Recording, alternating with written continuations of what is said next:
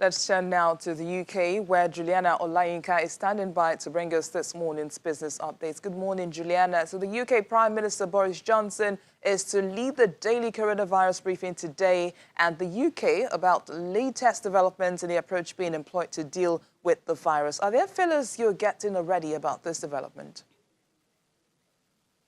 Good morning, Bissy. Well, today I would say is quite a significant day for Britain, especially Prime Minister Boris Johnson. Of course, he's just become a new father. On Monday, he just resumed his new duties. And today, because, of course, unsurprisingly, he missed PMQs yesterday, it will be the first time that he faces journalists and members of the press during the coronavirus briefing at 4:30. And now one significant figure that's been doing the rounds ever since it was uttered a couple of weeks ago from Matt Hancock, the Health Secretary, is that 100,000 test mark before the end of the month. Today, April 30th, Thursday, is the end of the month, and we're not there yet. Is it a hanging offence? No, but there will be a lot of questions the government have to answer. I think at the moment we have capacity of doing about 75,000 tests a day. Yesterday there was about 50,000, but there's no point saying a number if you can't stick to it. So it will be interesting to see what Boris Johnson has to say about that. Of course, another huge issue is the lockdown. We're seeing what's happening on the continent with our continental partners, particularly Austria, Sweden, Germany, Switzerland, where they have started to ease some of these restrictions.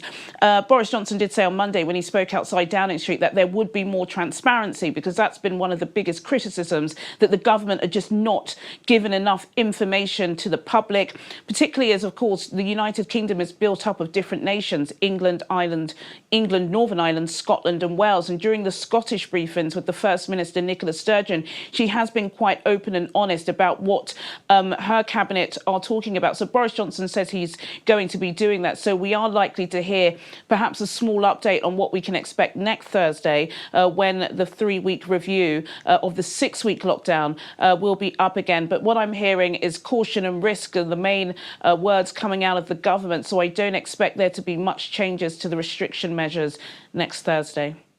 In other news, Juliana, NHS £25 million fundraiser Tom Moore is celebrating his 100th birthday today. How's the UK celebrating the World War II veteran?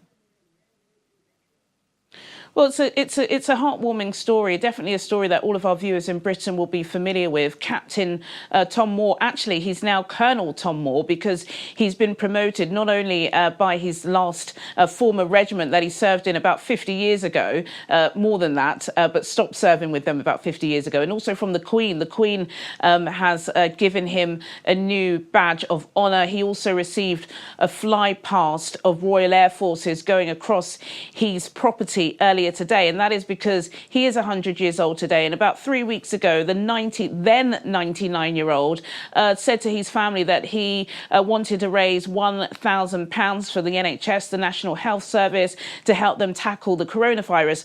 3 weeks later, he has raised over £30 million. It's quite astonishing, really. This morning, I think he received over 130,000 birthday cards, well wishes from all across the country. Celebrities have got involved. Prime Minister Boris Johnson also sent him a video link congratulating him, as well as the royal family, including Prince William, the Duke of Cambridge. So it is exciting. Britain is a charitable nation, and at the moment, community is what a lot of people have been heavily relying upon. I think with Tom Moore, it's just the fact that he's old, he's 100 years old, and he was going around his garden doing laps for the NHS. And look, it's raised 30 million. I'm sure by the time I come off air, it could be over 31 million. I can imagine. Congratulations to him. But the new hope on coronavirus drugs appears to be revving up markets. Asia, for instance, is upbeat today. How's the London market waking up to this?